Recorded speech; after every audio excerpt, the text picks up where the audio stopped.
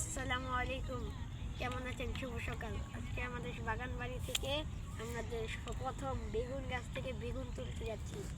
সবাই দোয়া করবেন যদি আমাদের বাগান বাড়ি আরো উজ্জ্বল হয় এবং বড় হয়। বিসমিল্লাহ। এই যে বেগুন, মাশাআল্লাহ বেগুন ভালো ধরছে। হ্যাঁ দেখাও, দেখেছেন কত সুন্দর হ্যাঁ সাদা রঙের বেগুন। হোয়াইট বেগুন। এর আগে দুটি তুলেছিলাম।